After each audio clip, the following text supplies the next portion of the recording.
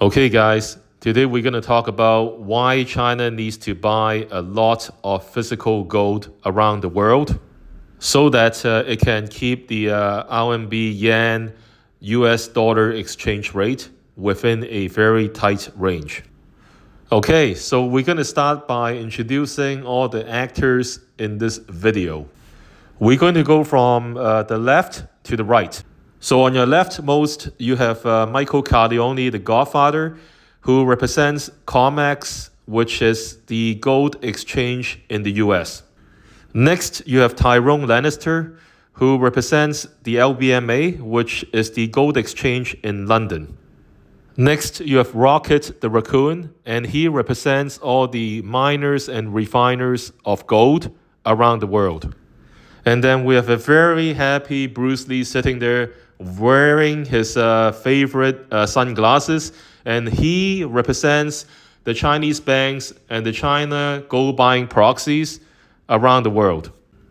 Finally, on the most right, we have Bruce Lee with his nunchucks, and he represents the SGE, which is the Shanghai Gold Exchange, and the PBOC, which is the People's Bank of China, China's central bank.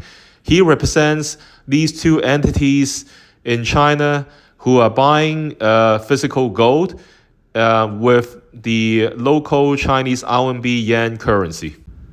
So remember what happened between 2001 and 2024 before the Fed started cutting rates?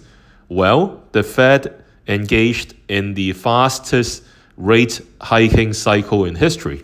Normally, when the Fed engages in a fast rate hiking cycle, and emerging markets and countries such as China cannot keep up with its own interest rates hike, the currencies of these countries would devalue against the US dollar because of the credit spread between its currency and the US dollar. So what did China do to keep the RMB Yuan, its currency, and the US dollar exchange rate within a very tight range without excess devaluation?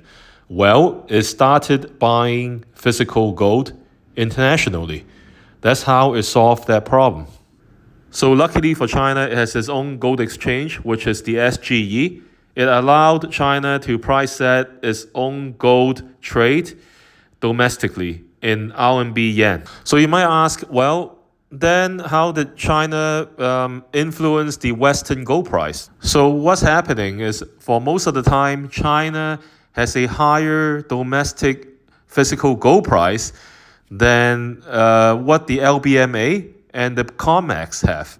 So once that happened, an arbitrage is created between the East-West gold prices. Because physical gold is cheaper at the COMEX and LBMA, there's a lot of incentive for Chinese banks and Chinese gold buying proxies to buy physical gold from the LBMA and the COMEX.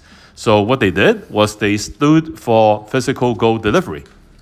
So the Chinese buying of physical gold at the LBMA and COMEX effectively drained those exchanges of physical gold, therefore pushing up the US dollar price of physical gold there.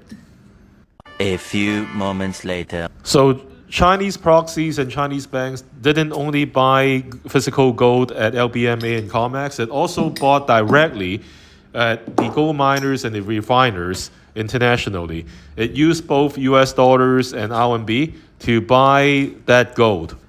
And then the Chinese banks and Chinese gold buying proxies would take that gold back to China, to the SGE, and sell it to the Chinese public via SGE, or they sell it to the PBOC directly. Okay, so that gold buying in China is in RMB Yuan at the SGE or by the PBOC. And when gold buying in China heats up, it pushes the RMB Yuan price of gold up. And then the cycle restarts itself. A few moments later. So do you all see what's happening?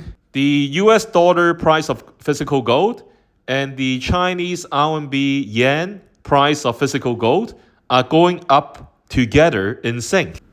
That means both the US dollar and the Chinese RMB Yuan are devaluing against physical gold at the same time, at the same rate, in sync. And that's how the Chinese government is keeping the Chinese RMB Yuan and the US dollar exchange rate within a tight range. Physical gold is the common denominator in this equation. So just one last thing. On top of COMEX, LBMA, and gold miners and refiners, the Chinese banks and Chinese gold buying proxies are also buying a lot of physical gold at London at the OTC market.